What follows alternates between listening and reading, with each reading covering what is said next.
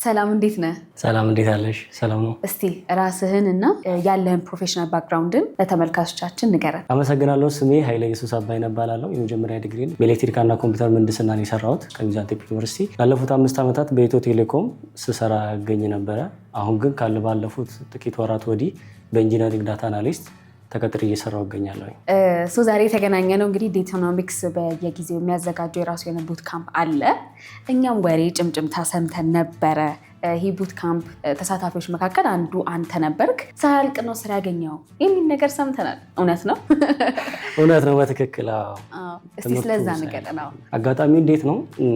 ኤስኪዩኤል ኮርስ ከጀመርን በኋላ ነው አቤል እያስተማረን ነበርና ለእረፍት አዲስ አበባ መጥቼ ነበርና በዛ ሰዓት ነው ኦልሞስት ኢንተርቪው ተጠራሁኝ ምናምን ነገር። እሱን ከጨረስኩኝ በኋላ ያው ኦፈሩ ተሰጠኝ ማለት ነው። ትምህርቱ ሳያልቅ ማዕከል ላይ እያለን ነው ስራውን ያገኘሁት። ከዛ በኋላ ያው እስካሁን ድረስ እየሰራሁ እገኛለሁ ማለት ነው። እውነቱን ለመናገር ለእኔ ተአምር ነበረ።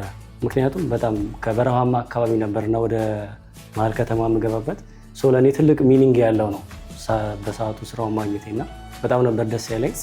አሁን ደግሞ እንዴት እንደገባ ወደ ቡት ካምፑ፣ ከዛ በኋላ ደግሞ ያው የሚያይ ሰው ውስጡ ጥያቄ ሊፈጠር ይችላል።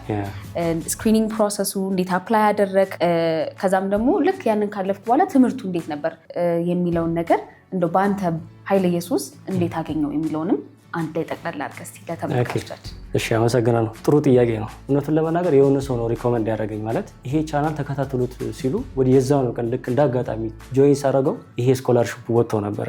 ከዛ በኋላ ስክሪን ላይ ምናምን አልፋ ላይ መጀመሪያ ዙርና ለፈተና ምናምን ተባለ።